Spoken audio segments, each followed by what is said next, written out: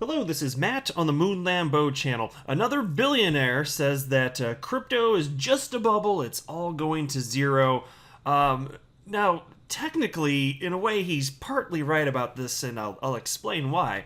But in a general sense, this guy, just like Peter Schiff, just has the big picture incorrect, completely misunderstands what a reasonable valuation model would be for the cryptocurrency asset class and cryptocurrencies in general. And I just feel like it's like you know what that is at the heart of this. Let's just get to it. What is the serious problem that people like Peter Schiff and this other billionaire investor John Paulson have with crypto? I'll tell you here at the outset of the video. It's just they can't wrap their heads around the fact that there's actual usefulness, actual utility to be had with crypto assets that cannot occur without them. And even then, even if there could be similar utility without it, if it's better with them, then there you go. It still makes sense. So anyway, I want to talk about that. I also have an additional couple stories to share with you unrelated to this, so I'll share them towards the end. But there's this one from Crypto Newsflash titled "No to Bitcoin. Protests spark up in El Salvador before official adoption. IMF raises red flag." And one that I'm really looking forward to sharing with you, even though it's a little bit different, is there's a story that's been shared on social media. This guy was seeking advice because he's in a relationship, has been for several years, and he's made some not so hot decisions, let's say. He's lost a bunch of money in Doge, and then he, by the way, like a substantial portion of his net worth, he's admitted anyway, in Doge. So I don't know if that means he panic sold, who knows. But there's that. And then he decided to propose to his long-term girlfriend, not with a physical ring, but with a non-fungible token. That's right. He proposed with an NFT. I'm going to let you guess right now. How do you think that went? I'll share at the end of it. But before going any further, I do want to be clear. I do not have a financial background of any kind. I am not offering financial advice, and you should not buy or sell anything because of anything that I say or write. I'm just an enthusiast who enjoys making YouTube videos about crypto stories, but just as a fun hobby. And so into this first one from Cointelegraph titled, "Billionaire investor John Paulson says crypto has no intrinsic value." And so again, to be clear here, it's my firm belief as an XRP holder that if these individuals would look into the nuts and bolts of what makes XRP tick and look at some of the actual real world use cases, including XRP as a bridge currency, it would become undeniably clear to these people that there is real utility to be had. Specifically, and the reason that I go back to this as an XRP holder is, look, the reason that I got so interested in crypto in general, it's because I had my aha moment, which I've shared on this channel before. It's just when I came to the realization that Ripple has a business model and they can help all sorts of remittance firms and banks around the planet if their technology is adopted, and they can have business models that literally are incapable of existing if not without the option of having a XRP as a bridge currency. And so I once that hit me, I was just like, oh hell, well, crypto is never going away. That was my aha moment. I was like, yes, crypto for sure is here to stay. And all you need to justify the entire asset class is one use case. Now, there's more than one use case, but all you need is one on the entire planet. You can justify the entire crypto asset class. That doesn't mean you can justify over 10,000 cryptocurrencies, which is what exists today. But if you've got one, then it should exist, and the market can figure out which coin or coins should be utilized to solve that one use case. That's it. That's the concept. But it is true. And they get hung up on these valuation models that are incorrect. I'm just sitting here as an XRP holder. I'm like, geez, if you would just research a little bit more, you can get it. Because I've heard Peter Schiff too, he's talked about this. The thing he can't wrap his head around is one of the many things, but the most important thing is he cited in the past, it's the utility aspect of it. So anyway, the piece begins as follows. In a recent interview, subprime short investor and billionaire portfolio manager John Paulson criticized the volatile nature of digital assets while advocating for investments in traditional safe havens such as gold. So already got to pause right there. Criticizing the volatile nature of digital assets. My friends, I don't know about you, but volatility is the point of investing. If something is not volatile, then why are you putting money in it? If something's, look, if you no, I'm seriously asking, why would you put money in something if you were guaranteed that it would not change in price? Why would you put it there? That doesn't make sense. So right there, just the concept, I mean, that illustrates, right, that volatility is desirable. And so being in the most volatile asset class on the entire planet, that represents the most opportunity out of any asset class on the entire planet. It really does. And look, we've got history. It shows that it's been trending. Crypto's been trending upward for a good 12 years here, despite massive pullbacks of over 80 to 90% at times, still trending upward and outperforming by a wide margin every single other asset class on the planet. So volatility is good. So why are these people lying and saying volatility is not a good thing? Are they just trying to trick you? Well, it makes you wonder here, like, what's the incentive here? Well, in this case, it's to sell gold, just like Peter Schiff. He's like another Peter Schiff is what it sounds like. Traditional safe havens such as gold. Holy freaking hell. The co-founder of Paulson & Co., a New York-based firm launched in 1994, Paulson was a historic beneficiary of the United States housing financial market collapse of 2008 after placing a legendary successful short position. And so look, let me pause here to give credit where it's due. To those that saw that coming, awesome, you're in the right place at the right time, you analyzed the data, and in this case, he even put a short bet on it because he was that confident. Look, credit where it's due. It doesn't mean that people are tech savvy and able to be forward thinking enough to understand when a new asset class arrives that it deserves, to figure out the reasons why it deserves to be here. And for the people that can't figure it out, either if they actually mean what they're saying, like a lot of time, it really is just the case that they have the wrong valuation model. But anyway, piece continues. However, Paulson recently took the decision to devolve his hedge fund into a family office after a 76.5% reduction in assets under management from a peak $38 billion in 2011 to $9 billion in 2019. And in the interview, Paulson was asked his views on the emerging cryptocurrency market, to which he claimed that the assets have a, quote, limited supply of nothing, end quote, and, quote, no intrinsic value, end quote, citing the heightened volatility of the nascent space in comparison with the relatively stable traditional markets as a reason to be deterred from investing. So there you go. You don't want the opportunity to the upside. You don't want the volatility. It's just too scary. Just stick with something that barely moves or doesn't move at all or moves down relative to the United States dollar like gold's been doing lately. Fantastic right there. And so here's another thing that these people that just don't get it keep saying, I hear this all the time, has no intrinsic value. Okay, I don't care if you want to call its value intrinsic or not, I just don't give a damn. If something's useful to people, then they're going to use it, right? You're overthinking this, okay? If it's useful, people are going to use it. And so you'd be better off, you'd just be a little bit more curious as to why people are using the cryptos they're using. In fact, if there's no utility to be had, might you add, and look, they don't understand anything about Ripple and XRP, I'm willing to bet that. But, if they were curious enough people, they might think, how could it be that Ripple has dozens of customers utilizing XRP as a bridge currency? Might that be solving a problem for them that cannot be solved in a different way? Certainly not to that degree. The obvious answer is yes. Like, there are literally dozens of customers utilizing on-demand liquidity, which means XRP as a bridge currency. And it's not just about the code itself. It's about also the liquidity. That's a very important factor, which you can't code into any cryptocurrency. But beyond that, it solves for an important trust problem associated with the legacy financial system, in which pre-funding of accounts must occur and relationships must be developed. But you're eliminating the need for almost 100% of those relationships, because consider the fact that with on-demand liquidity and RippleNet, for example, look at Swift. Look at Swift. How many financial networks, banks, remittance firms are part of that? Like over 11,000. I don't know the exact number. I believe it's over 11,000. And so just imagine if there's one liquidity pool, to say, it could be in a cryptocurrency exchange. That's what they've been, the liquidity pools have been to this point anyway. Imagine you have one cryptocurrency exchange in each country on the planet, and let's say there's about 200 countries, depending on who you ask, because not all countries recognize all other countries, so you're not going to get a firm answer on how many countries are on the freaking planet. But let's just say it's about 200.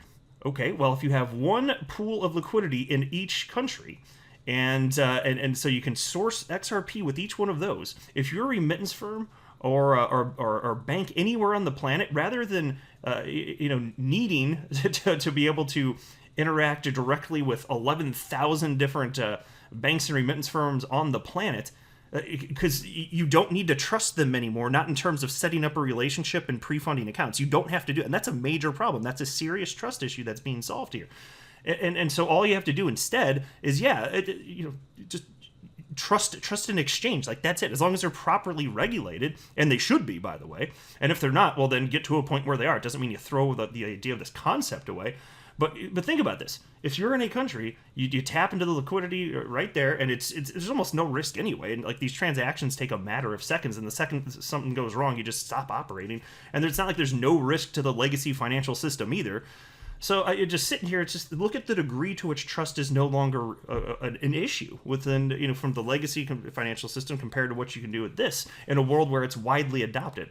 And it's not sufficiently widely adopted, but this is also new technology. And so again, this is something that if you don't have a technologically sufficient decentralized cryptocurrency that also has an open market price, none of this can happen.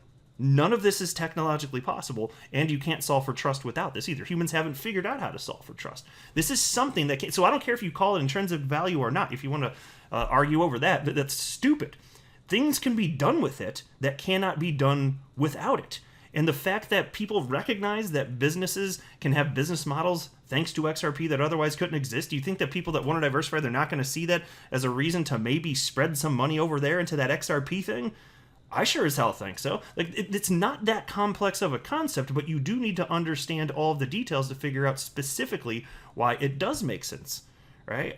These people, though, some of these billionaires out here, smart as they are, and kudos to them for the success that they've found, and for calling what happened in 2008 with the collapse of the housing markets and everything. Fine, credit where it's due, but man, they could not be more wrong on this stuff. They really could not be more wrong about this. And anyway, the piece continues here, though. He also mentioned his inability to identify the same asymmetrical patterns noted in his legendary trade a decade earlier, an opportunity where the market seemingly offered little to no downside risk while providing enormous upside potential. And Paulson concluded his thoughts on the question of believing in cryptocurrencies with the stern response, and this is a quote: "Cryptocurrencies, regardless of where they're trading today, will eventually prove to be worthless. Once the exuberance wears off or liquidity dries up, they will go to zero. I wouldn't recommend anyone invest in cryptocurrencies." And so in a way, part of this is correct. Like, we're forming a bubble, like it's going into bubble territory, but that's the reason I'm here. Like, bubbles happen in every single asset class. They just do. Precious metals and stocks, housing, whatever, bubbles form. And there's all sorts of other bubbles on the planet right now. So, like, I'm here for that bubble in conjunction with the fact that this is just a tremendously volatile asset class. That's what I want. Like, I'm tired of volatility and bubble being purely dirty words. I don't think that's the case. I really don't believe that. And if you don't know what you're doing, yeah, it can bite you on the rear side, but that's true in investing in general. So yeah, if you're going to jump into crypto, I'm not pretending there's no risk associated. Well, of course, there's risk to investments of any kind. But no, bubble and volatility, not dirty words in and of themselves. Like, no. And this idea of crypto going to zero, well, yeah, there's over 10,000 cryptocurrencies on the planet. I think the vast majority of them go away. But those that solve real problems, those aren't just going to go away. Do you really think that these cryptocurrencies are actually making people's lives better, and that they value and that they actually use? Those ones are also going to go away. People will be like, yeah, this is a really nice thing that's making my life easier. And in fact, here's a business model that couldn't exist without this, but let's go ahead and get rid of it now. Like, do you think humans do that? They're not capable of ultimately recognizing true value? Because you're talking about XRP, in this case, an asset that offers true value, which is different than price. And if this asset has value, meaning it's solving real problems for real people, it's a scarce asset, then it deserves to be traded on open markets globally in perpetuity. And that's what's happened to this point. And yes, it moves in tandem with the rest of the market. And yes, when there's finally a huge shakeout and most of these cryptocurrencies go away, XRP will be moving to the downside along with everybody else as people panic. But what will stick around afterwards? Well, just like the dot-com boom and bust, with the dot-com boom and bust, there were companies like Amazon that deserve to be around, and holy hell, they have thrived. Well, same here. So if XRP goes down, as long as it continues to be useful, it'll go right back on up. And that's where we're at right now. Like, that's part. And so in a way, like, there are a couple things you said that are kind of right, but even then, he still was missing the big picture and all this stuff. So what, XRP and crypto too risky to consider? Look, if you think it's too risky, of course, don't invest. I'm not telling you to buy or sell or hold anything, but I think that the approach that they're taking on this in general is it just could not be more incorrect. And now there's this from Crypto Newsflash. No to Bitcoin. Protests spark up in El Salvador before official adoption. IMF raises red flag. In a surprising turn of events last Friday, August 28th, some El Salvadorians protested on the streets about the legal adoption of Bitcoin. And there's a picture, actually, right here. This also comes a few days before El Salvador legally adopts the Bitcoin law. So this new Bitcoin law will make Bitcoin an official legal currency of El Salvador, along with the United States dollar. While El Salvador President Nayib has been going all bullish on Bitcoin adoption, the same sentiment doesn't seem to reflect among all citizens. Last week, hundreds of demonstrators, including veterans, workers, and pensioners, marched through the capital city with "No to Bitcoin" banners. Several also voiced their concerns over the use of Bitcoin. A large majority also expressed dissent in the plan to receive pension and welfare payments in Bitcoin in the future. And so look, I don't know if this is going to turn out well or not. I don't know for sure, but there are legitimate reasons to have concern, and the one that I've cited in the past, I still think it's completely valid, is this idea that Bitcoin is not good as money right now, right? And so if you're going to make it work properly as money, you need layer 2 technology, and if you're going to make that happen in El Salvador, I bet you you'd have to do it with some sort of proprietary system, because Lightning Network doesn't seem ready to facilitate such transactions. So you're going to have, what are you going to have, like some sort of blockchain that works on top of the Bitcoin blockchain, and then you're moving around representations of Bitcoin because you can't move Bitcoin on the blockchain. It's just too slow and costly, so you're just going to have some layer 2 technology, and then all the actual Bitcoin is just going to be held by the El Salvadorian government, because this is something that people are worried about. I don't know if this is going to happen. I don't. But that's one of the concerns that has been voiced. It's legit. Like, we don't have the specifics available right now as far as exactly how this is going to work, and some people that living there clearly don't like this being crammed down their throats. And so I still look, despite my genuine critiques of Bitcoin, I'm still a fan of Bitcoin. I hold Bitcoin. I'd like for it to do well. I'm just kind of a realist on this front. And so I like to see Bitcoin adopted in general, also since it leads the asset class. So the better Bitcoin does, I think the better XRP and everything else will do. But these are legitimate critiques that Bitcoin maximalists just like to brush away and pretend don't exist, which is why this is one of many reasons I'm just not a fan of maximalists of any kind. All right, now into the last piece, and this is going to be a fun one here. Let's talk about this guy that lost a bunch of money in Doge and then proposed to his girlfriend with a non-fungible token. This is hysterical to me. All right, so here we go. This is what was shared. There was this post on another platform that ultimately got shared on Twitter. Here's from Reddit, though. And so take a look at this. For this post, my fiance will be Jenna, which is a fake name. I'm 31 and Jenna is 28. Jenna and I have been together 4 years. The number 4, not FOR. We have discussed marriage and agreed we would both be interested in the right situation financially. Jenna has recently been mad at me as I lost a significant portion of my half of our savings in Dogecoin. So I already got to pause right there. What do you mean our savings when you're not engaged or married?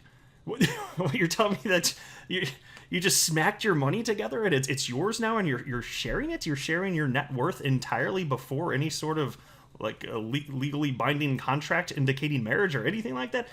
That sounds bonkers to me. That's already strange. And I'm also wondering, given that Doge is up substantially compared to, well, pick your timeline, just about any recent timeline, pick a year ago, whatever, how it is he lost the money in it? Like, how poorly did you try and time the market here? Like, timing the market's bad in general. You know, getting in and out of positions, think you're making moves. I'm doing smart stuff. That's what it feels like to people anyway. You're almost never actually doing smart stuff, though. And so this guy, he invested in Doge maybe at the height of the most recent upside price action, and then he went down and he sold it, because that's what it looks like. I mean, that would be my guess right here. This guy doesn't seem to know what he's doing when it comes to investing. Just saying. Anyway, continues here. I did make half of it back with stock market options, but then lost some more, and she wanted me to quit, so I did. Jenna does not have an investing mind and is more interested in saving your money in a checking account and then buying a house or something. But I want to show her how we can multiply our money with investing. So I'll pause right there. In a general sense, parking money in a checking account, horrendous idea. Have whatever you need for any sort of emergency situation, something like that. But outside of that, there's almost no need to have actual money, as it's just losing its purchasing power due to inflation. So you got to park it somewhere. And if you want something that's less risky, I'm just kind of sitting here wondering, like, how about a 401k? You know, put it into the stock market. Pick an index fund. Just about anything would be better than keeping it in a checking account, right? Even though there's always downside risk, there's always volatility, like I was talking about even with crypto earlier on, and bubbles do form in anything, including the stock market. Things trend upward unless you think the stock market's going to stop existing. No. And so, yeah, putting it somewhere, that would make more sense. So on that point, fine, he's right here. But anyway, he continues. Well, things were going okay, and then I found something that made my jaw drop. It was an NFT with significance to our life that she would love. I rushed to buy it with almost my entire life savings because I know this is a good one that could be worth $1 million when we're older. Holy freaking hell. This guy, a one of one NFT, presumably, right? A one of one NFT. He put almost his entire life savings, almost 100% of his entire net worth into this thing. And taking that level of risk, and that makes sense to him. What in the ever-loving hell? Hopefully everybody out there agrees that is completely absurd. And I'm not a guy that's against risk, calculated risk specifically, not just idiotic nonsense. Like for me, even making the decisions I've made in crypto, like it's based on data that I've researched and seen how things have unfolded for the last 12 years in crypto and understanding how human psychology works and all of this. But damn, if you're wrong about this one thing and your entire net worth at age 31 goes to zero, that's cool with you? I'm just saying, if I'm your girl at that point, I'm thinking, what in the ever-loving hell is wrong with you and who am I with? Right? Anyway, so it gets even better, though. He continues. I got down on one knee and presented her the non-fungible token. And she started crying. Folks, these are not tears of joy, just to be clear. Like sometimes there can be tears of joy. These were not tears of joy. She said I was TA and that, how could I do this? Now, before recording this video, I did Google to try and figure out what the hell TA means. Maybe you know listening to this. I don't know. Is it something that the hip youth say and I'm just too old to know it as a 38-year-old man? I don't know. I couldn't figure it out. I even went to freaking urbandictionary.com. I kid you not. I don't know what the hell that's supposed to mean. But she said I was TA and that, how could I do this? And then he continues. I explained to her that in 10 years we could buy a mansion with this, and it's a symbol of my love and devotion, but she sees it as selfish and foolish.